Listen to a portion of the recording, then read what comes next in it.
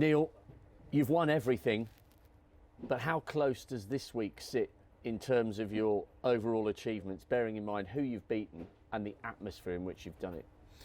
Yeah, I think the players I've had to beat, to get to the final and come up against different kind of crowds as well. Where obviously tonight was, Barry kind of like the underdog, and I felt like I was like the villain spoiling the fairy tale at some point because, obviously he's such a wonderful player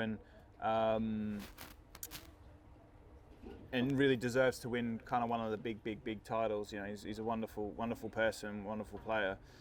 So I had to really kind of stay focused with the job at hand because I know that, obviously I've had, great support in the final as well, but I know that like the majority were with him kind of wanting to see that kind of fairy tale. And but luckily kind of with my experience, I know how to kind of, silence that a little bit if I can, play well and get a good lead. So yeah, I've experienced it all because I've probably had the crowds against me for every match apart from the opening round where obviously Ronnie, you're going to get it against you, and then Mark, everyone after that amazing match with John Higgins, everyone wants to see him in the final again, and then everyone wanted to see, not everyone, but the majority wanted to see Barry claim his first major title. And I guess in terms of your memories of this week, it's not just winning the title. The decider against Mark Williams was breathtaking. I'm not sure that's a frame and a win you'll ever forget, is it? No. I mean, a friend of mine, I was watching the NFL last night and a friend texted me going, "Oh, your decider's on."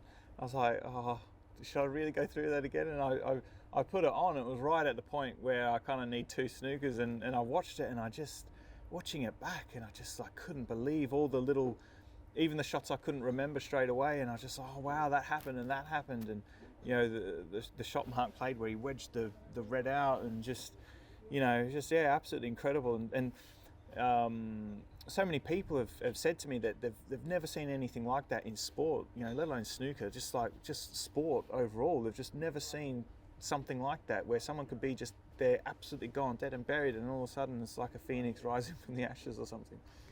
Your second title of the season as well, so things are going really well, especially bearing in mind that you're picking and choosing where you're playing. You've got a great balance at the moment. Yeah, I do, and I think that's important. I've learnt a lot from Ronnie O'Sullivan in that regard, because whenever I see Ronnie play in a tournament, he always kind of looks, sort of fresh and like he wants to kind of win.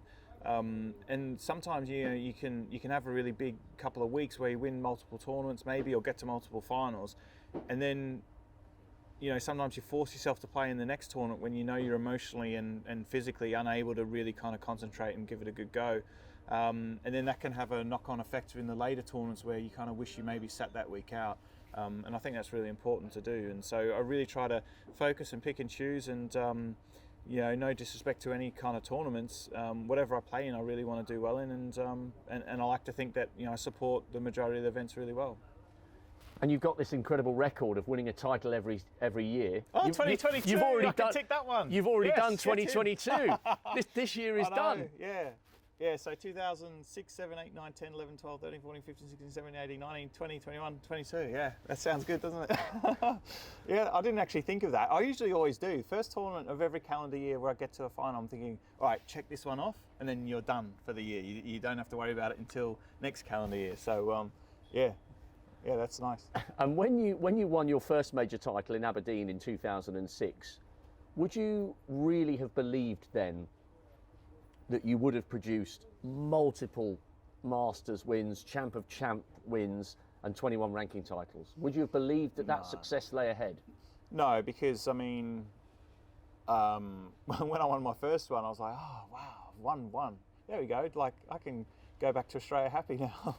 And then who would have thought that I'll still be here, 16 years later? And I don't know. I think it's. I think that's a lot of things have happened sort of a few years after that, when Barry Hearn sort of really took things over and really drove snooker kind of through the next few levels to give us even more opportunity to play, and for really good tournaments with amazing crowds and really good prizes, and so he's been a massive sort of part of that, of allowing myself and all the other great players in the game to be able to win as much as we have, because the year I won the world title, there was only 6 ranking events on the circuit, and there wasn't really much to go around. And So now, you look at the tour, it's in an incredibly healthy place. We have a wonderful mix of international players as well.